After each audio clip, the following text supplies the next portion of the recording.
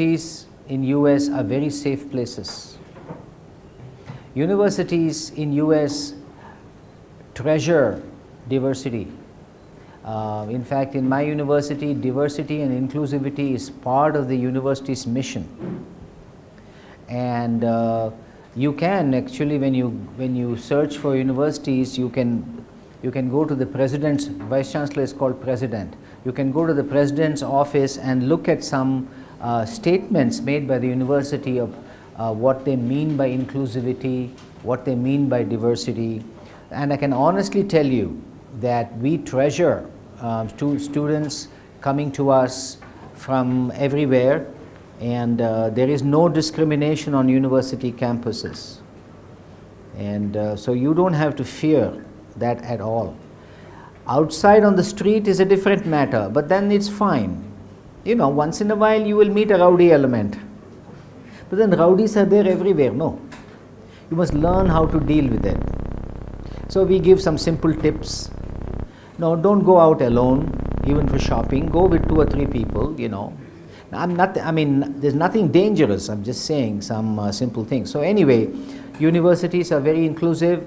They encourage student clubs. India Student Association is one of the biggest student clubs in Bowling Green State University, my university, and like that there is Chinese Student Association, Korean Student Association, and there are many student associations. In fact, the university gives money to India Student Association. We have a budget of $5,000, which we use to do different kinds, like we have a very grand Deepavali celebration, and then that we spend most of our money on that. And in second semester we do Holi. We have a freshers welcome party in the first semester, second semester. We screen Indian movies and all of that, and the budget comes completely from the university. Okay, so don't stop yourself from applying simply because you heard somewhere that Indians are being targeted. What you read in the news is real, but then you know the newspapers will pick up those incidents. No, a newspaper won't tell you yesterday 10,000 Indian students in US went home safely and had 8 hours of sleep. That's not news. But if one tragic incident takes place where an Indian is targeted and killed, that is splashed all over. So yes, those things have happened, but you're fine. And it doesn't matter, any state, not just my state, any state, universities are very safe places. Okay? So where else should I start? So that's 1. 2. You need to be good in English. That's very important. You need to be good in written English, and most Indian students do not have a problem with that. You also need to be good in spoken English. So that is very important, particularly in the area of media and communication. That is our medium, no? Will you admit somebody in mathematics if they cannot add numbers? No.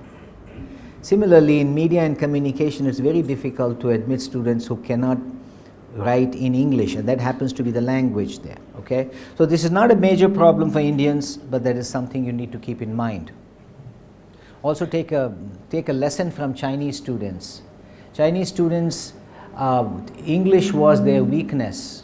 Today, Chinese students are so good in English, they learn it.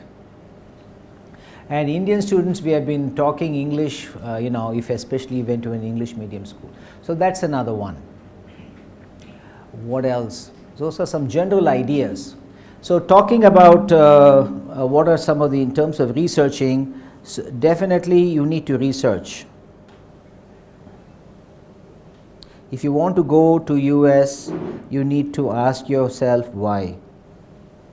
Okay, why do you need to go? What do you want to do? Okay, US is a good place if you want to go pick up technical skills. Most of any average college or university will have very, very good equipment, good studios, and so it's a good place. However, many master's programs are not production oriented.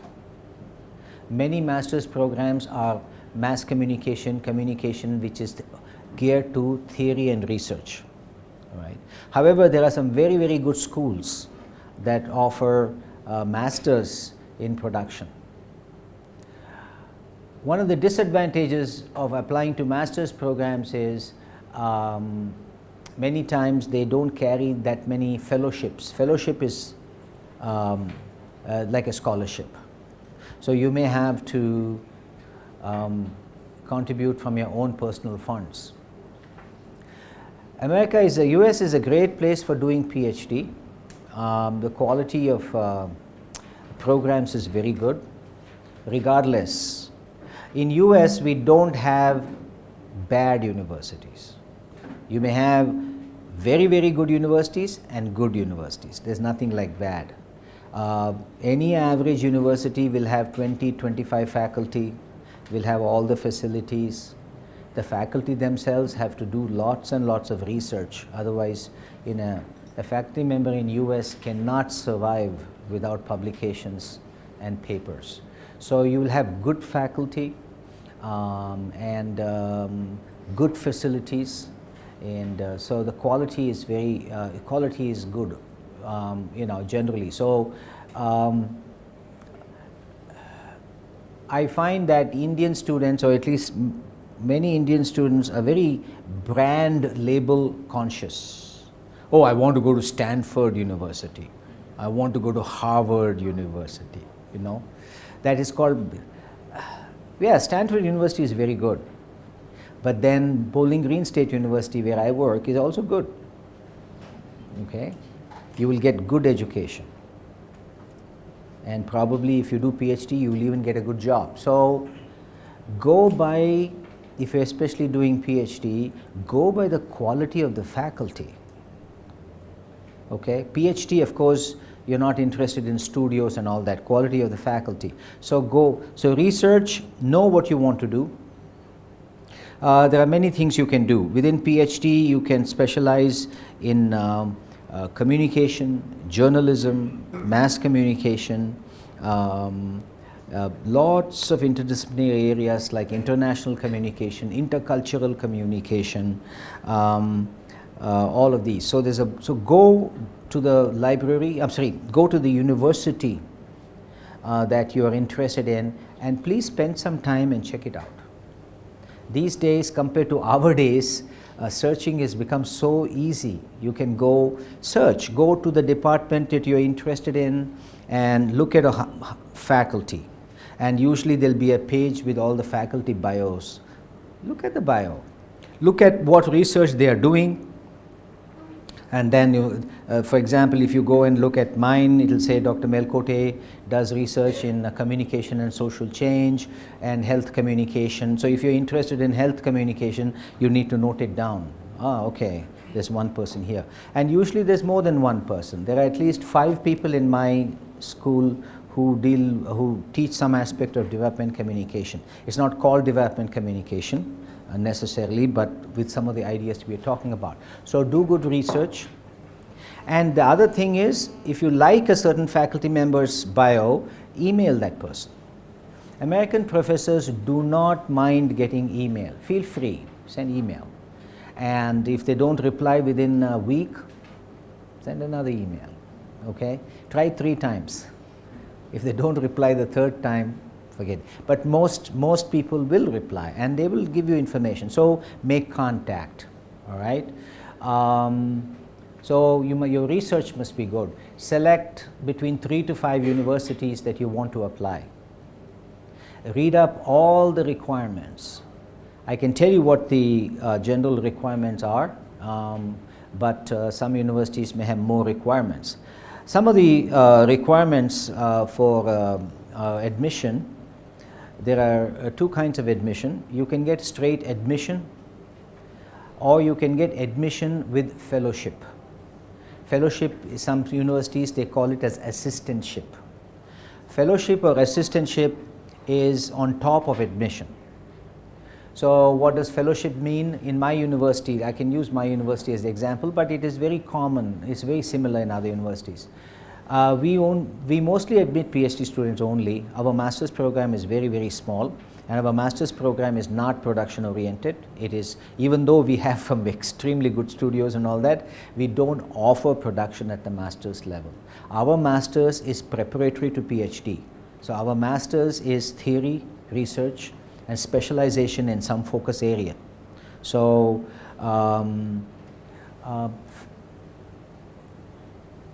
we offer between 7 and 10 fellowships every year. A fellowship generally means you can get a 20-hour fellowship, a 15-hour or a 10-hour fellowship. 20-hour fellowship means we will ask you to work for 20 hours in a week as a teaching assistant. You'll be asked to teach to undergraduate students in the introductory classes. Or you could be a research assistant. You will be assisting a professor with his or her research. Sometimes it could be a combination of both. In return for that, you will get certain rewards. You will get a stipend. Right now, stipend at Bowling Green in my department is $700 per month. $700 is not bad.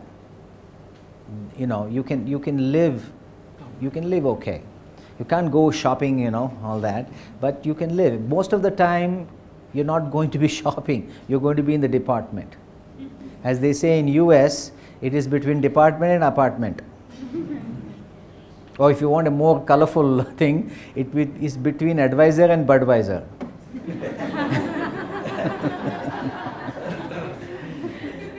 Most of the time you will be, as a postgraduate, you will work a lot.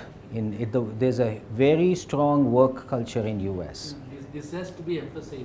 That is Students take it for granted, you know, yeah. that it's like, you know, I mean, any Indian universities where they can spend only 6 hours, 8 hours in a day. Americans are workaholics. Americans, 8 o'clock means at 8 o'clock everybody will be in their seat. If the office is over at 5 o'clock, they'll be working till 5 o'clock. And so they're workaholics. They really work. They play hard, they work hard. Students spend anywhere from about 18 hours in the university between assignments and library and all that. So basically your life, you're coming there for a purpose and you just have to, you know, do it. You have to hunker down and do it. And so $700 is enough, and I wouldn't say, I mean, it's more than enough. You're allowed to work on campus without any permission. Any job within university campus, international students can work. And you can go and work in the main student union in the canteen, all student workers only. Oh, that's the other thing. American kids or American men and women, they work. Even they start working from the age of 16 to get pocket money. And so that work culture is very strong. So there are lots of student jobs in the dining section, in different offices, and if you're lucky you could get a job. However, if you have a 20-hour assistantship, you're not allowed to pick up more. The maximum you can do is 20. If you do not get a fellowship, then, there's a second reward for getting a fellowship. Your tuition is free. So at Bowling Green State University, if you get assistantship, you get a stipend, you get an appointment as a TA, and you don't have to pay tuition. So it's very, very affordable. If you don't get fellowship, assistantship, then you have to pay fees yourself. Sometimes they provide tuition scholarship, but otherwise you have to pay yourself, and this can get a bit expensive. So I tell people, don't come to States unless you can get a fellowship. Keep trying, don't put your own money, take bank loan and come, because it is possible to get a fellowship. If you have a good academic record and a few other things that I'm going to tell you, it's not very difficult to get in. And be prepared for hard work for 3 to 4 years if you're coming for PhD. because once you come in, they can dismiss you at any time if you're not doing. That is the one thing. In America, they reward you very well. They don't care if you're an American, Indian, Chinese, Korean. If you do good work, you get rewarded. But if you don't do well, they'll punish you very badly too. It works both ways. If you're not doing well, your professor will fail you. And if you fail, your GPA goes down, you go on probation, and so both ways it works. So you must be really committed to this whole thing when you're coming. What are some of the other requirements? Most universities require an English test, TOEFL, or there are many other tests now. You need to take that, and you need to, I don't know the scale and I cannot tell you what score you should get, but you should score in the upper percentile scores of that. Most Indian students, probably all in, don't have a problem with that, simply because exposed to English, that's not a problem. And most universities require you to take the GRE exam, Graduate Record Exam. And in Graduate Record Exam, there are 3 sections. First one is English, also called as verbal. Second one is mathematics, also called as quantitative. And the third one is reasoning. The first 2 are very important, especially for foreign students. That English section is very important, because that's the only test on which they can compare you with a student from China and with a student from USA, because it's the same exam, right? And so if you get a good score on that, they know you're good, because that is a scale that can be measured. So you need, again, we don't expect you to score at the 90th percentile in the verbal and quant in my department, but you should score at least at the 40th percentile. That is, your performance is as good and better than 40 to 45%, provided other parts of your application are strong. We are looking for people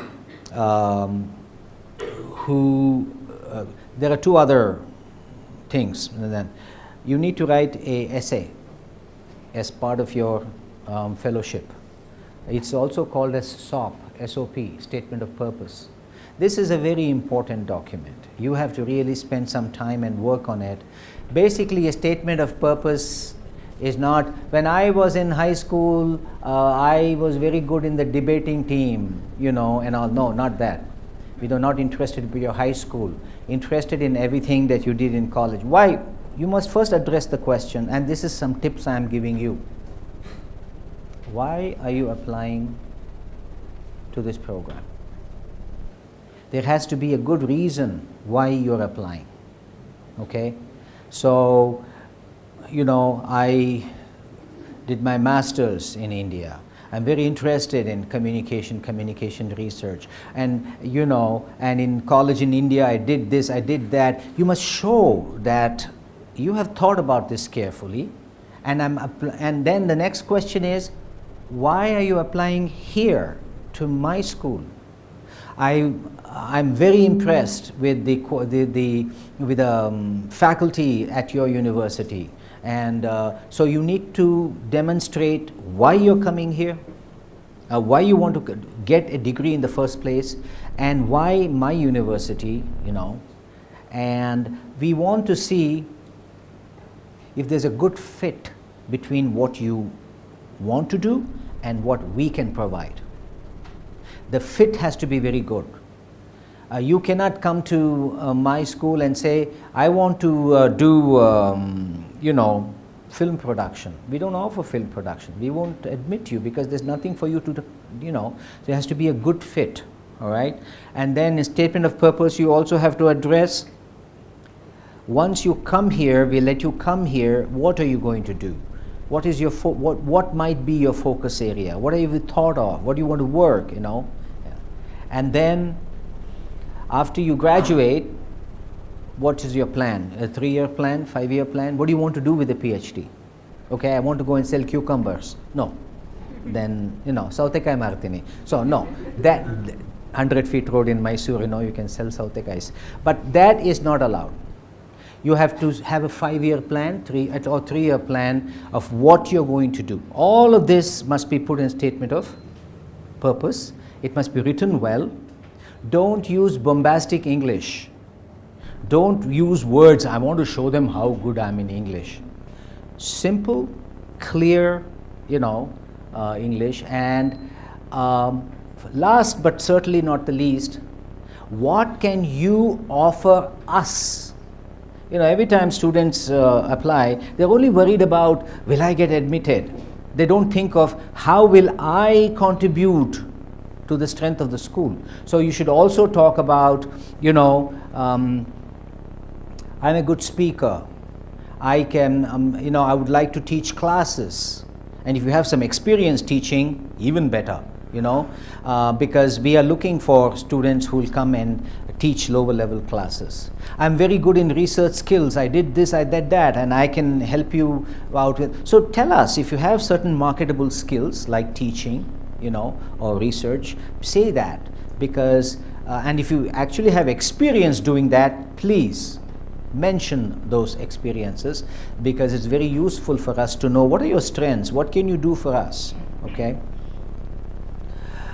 Another important part of your application, most universities will ask you for 3 letters of recommendation.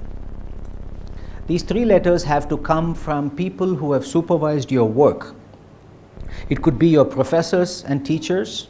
It could be if you're working somewhere else, your work-related supervisors who can directly comment about you. What are yours? Again, some recommenders write things like, she's of good moral character.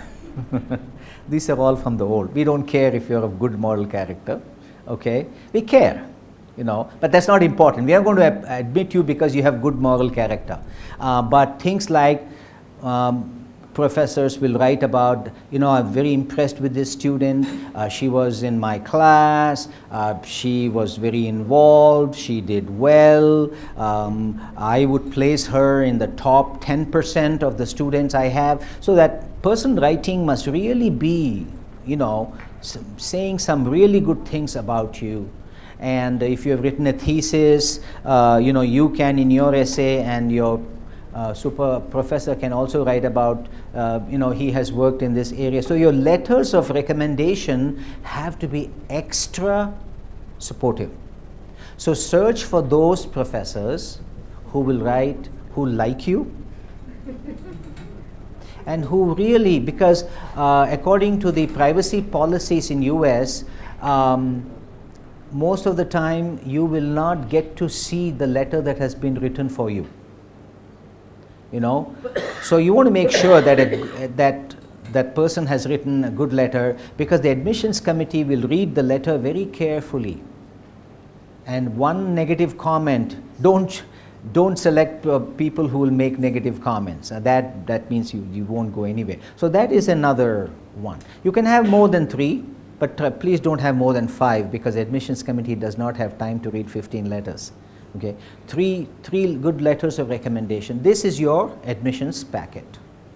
So do your research, and then after doing your research, you select 3 or 5 universities, and then these days, luckily, everything is online. There are hardly any universities that require paper applications anymore. So everything is online. You will have to go to the proper admissions office and download the application form and follow everything carefully and fill out everything. And there's an admission application, there's a fellowship application, there are 3 letters of recommendation, GRE scores, TOEFL scores have to come. You can send a photocopy of what you have, but that's not accepted. You'll have to have it direct. GRE has to report. And anything else. Are you a photographer? Are you going into photojournalism, let's say? Then you may want to attach your work. Are you a journalist? Have you written articles? So send copies of your work. Not too many, just, that will also work to your advantage. Plan to take your TOEFL and GRE no later than July, August. These days, these are all online and you can take them anytime. Please take them. You must fill out your application and have it mailed by November. Latest by December. Most admissions committees start their work in January. Admissions work happens in January and February, and by March admission decisions are made and fellowship money is given, and you will get a letter telling you you have been admitted, you have an assistantship. It will all be done by March, early April, and this term starts in August. It starts in August, so you begin in August. So keep that in mind. The date is very important. So right now it's too late for 2018 August. You're on time for 2019. It's better to start your work in August, first term, rather than second term, because most courses are sequenced, starting with the first term. So if you miss the first term and get in the second term, then you're out of sequence, and that can be a problem. Plus, most of the fellowships are given starting first term. There's no fresh money coming into the system in the middle of the year. Unless somebody dropped out or asked to leave, then that money is available, but that's no guarantee. So try to come in August, okay? What else? Find out in your discipline which are excellent schools and which are above average schools, okay? Don't put all your applications in excellent schools, okay?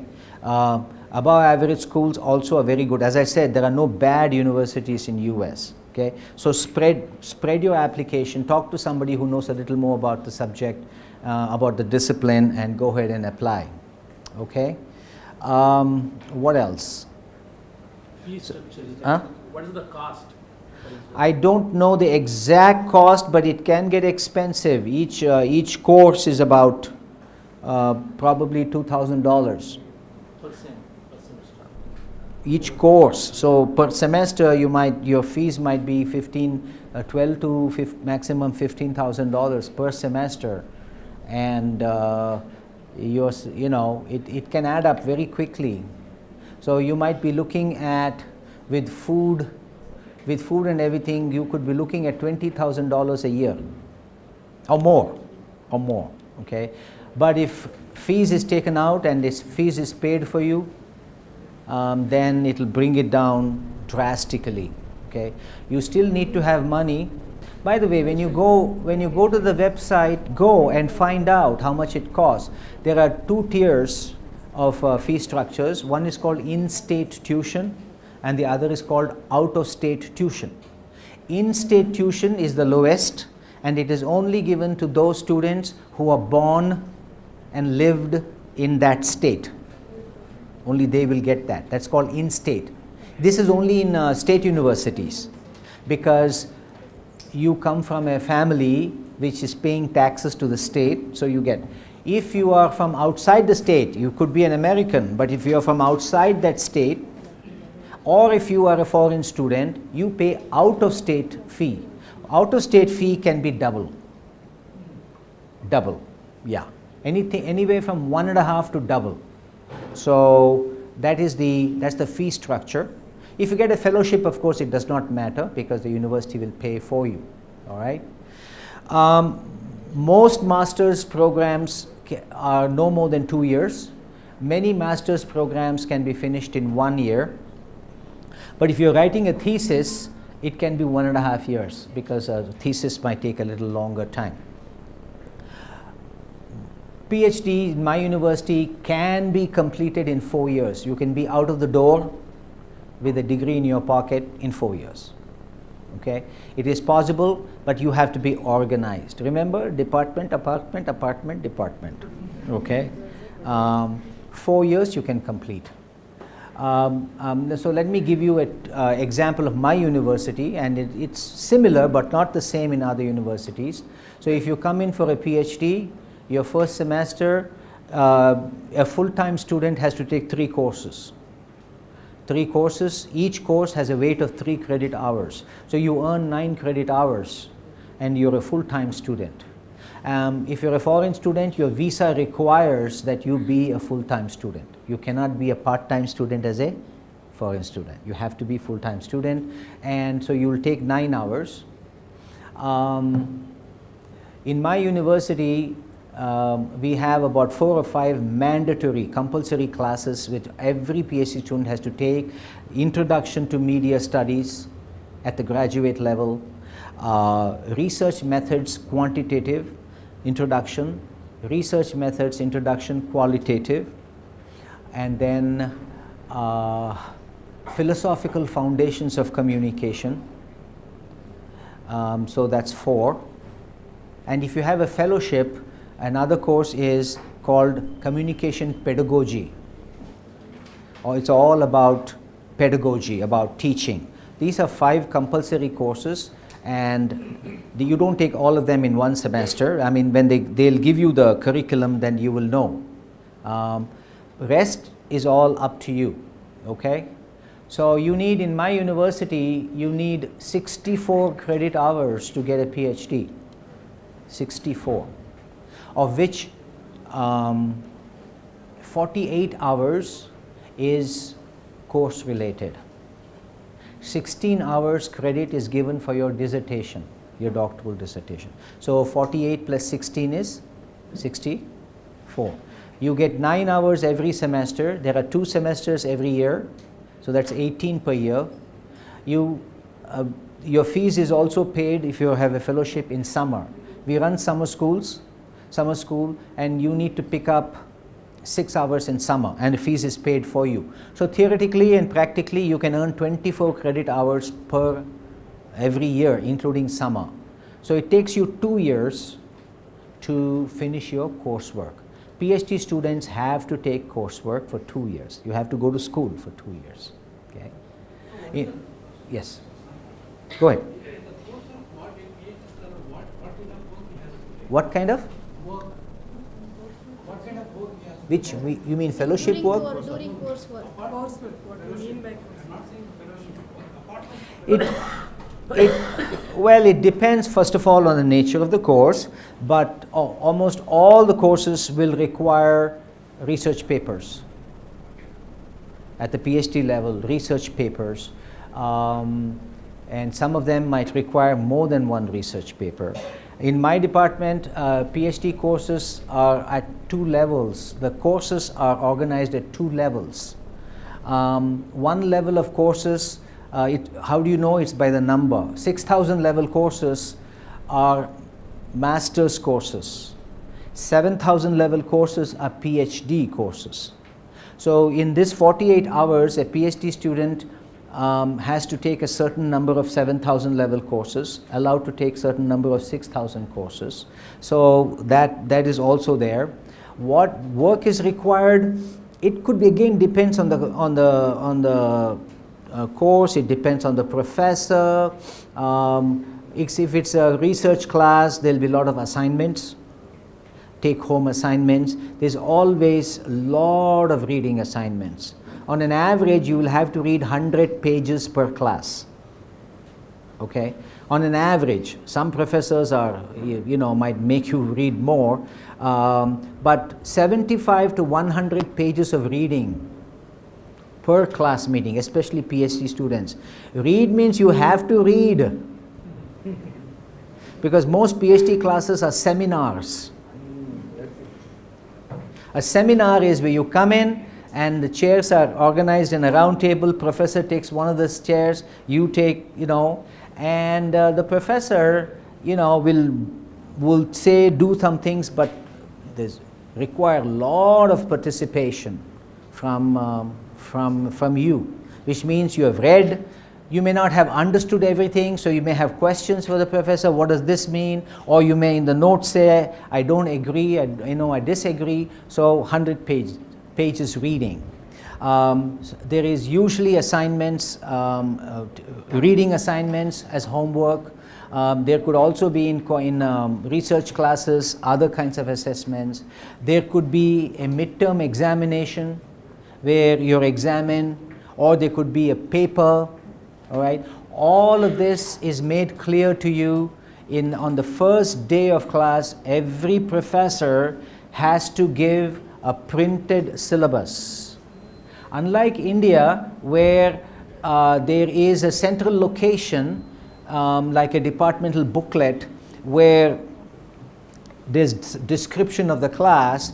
In US, on the other hand, every professor who teaches a class gets a lot of independence to tailor that class in the way he or she wants to teach it. So that's what we call as academic independence. As long as the major objectives of the course are cleared, for example, I'm teaching this course, next year somebody else may teach the same course. Okay? And so by rule, the professor has to give a prepared syllabus on first day, where every class meeting is in the syllabus, and what you're going to cover, what the assignments are, everything has to be done. So that's the nice thing about US. Everything is very systematic, no surprises. The entire semester, all the classes, topic, readings, everything will be there. And of course, these days we don't have a printed thing. Everything is, online, and so that's how that is. Anytime when I'm talking about these things, stop me if I forgot something. So what else? So at the end of the first year at my university, PhD students have to take a qualifying exam. Qualifying exam at my university is not very hard to pass. You must pass first attempt. It's not very hard to pass. We use that only to weed out the bad apples. That is the main reason. Because I take it back, sorry. Many applicants cheat. Hey, welcome. Somebody else writes your essay. I won't know. And that's your essay. So your name is there. So you could have somebody else write your essay. And I really don't know much about you.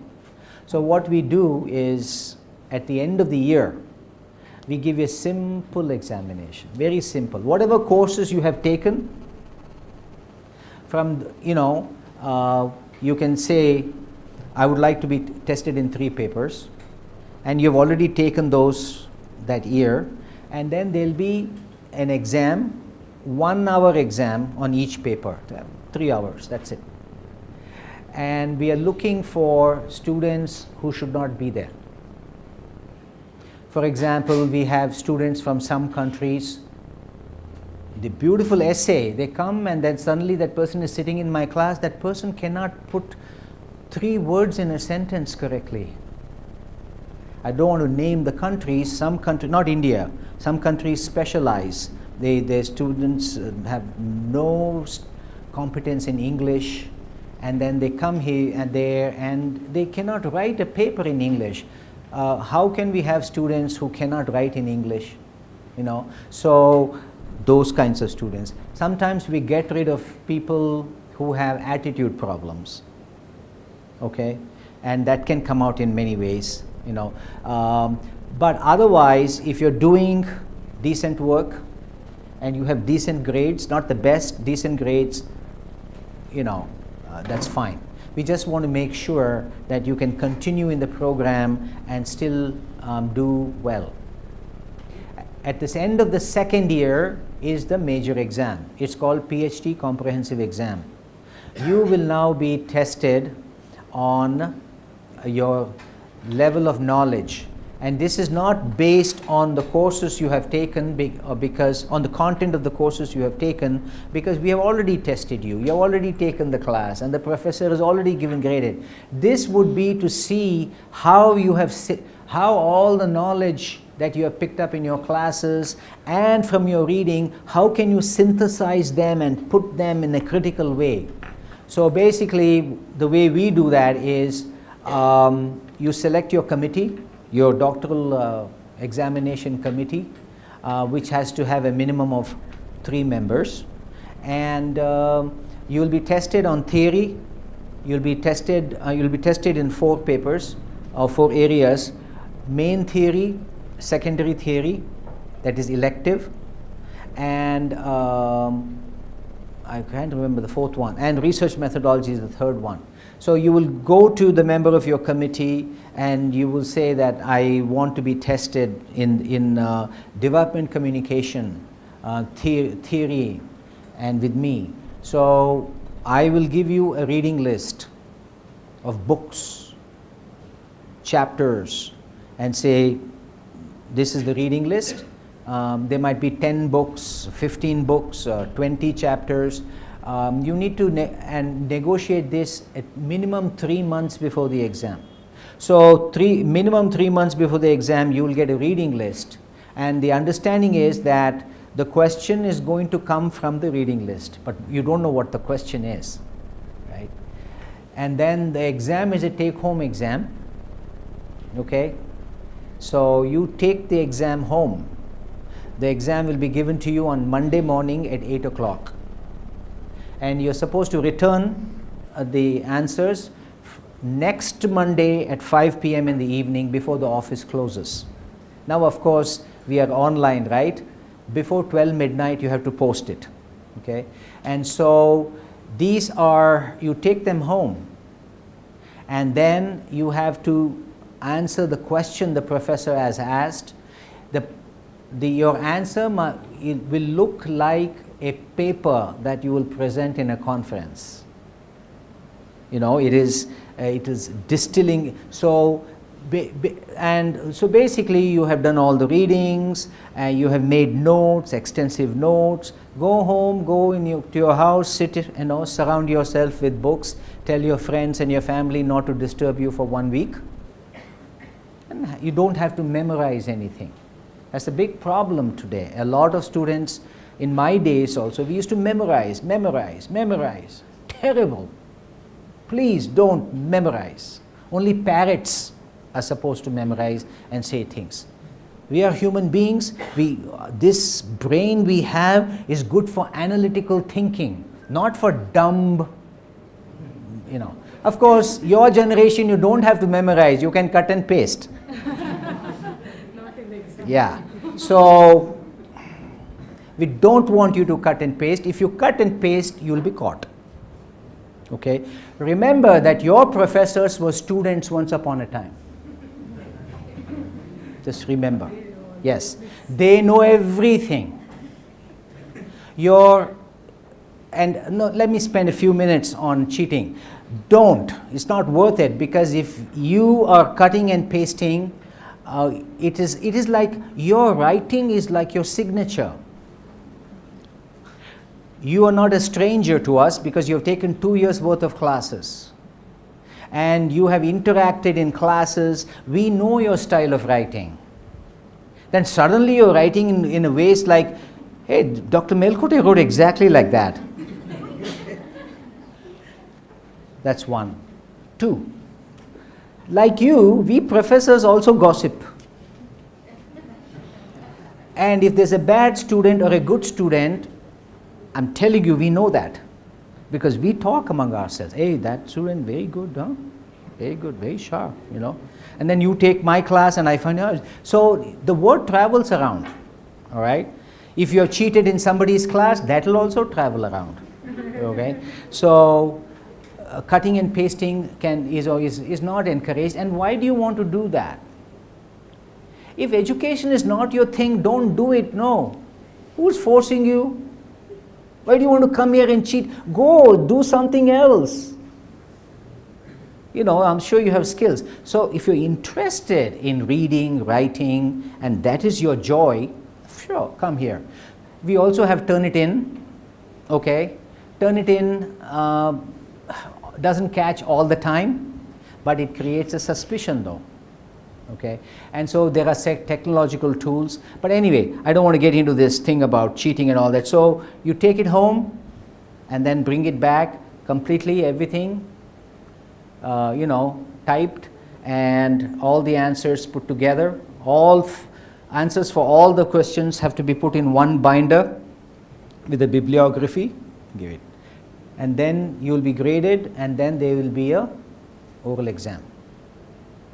So even in the unlikely circumstance that you cheated in the written, there's still an oral exam. An oral exam is as important as written. Oral exam, you'll be grilled.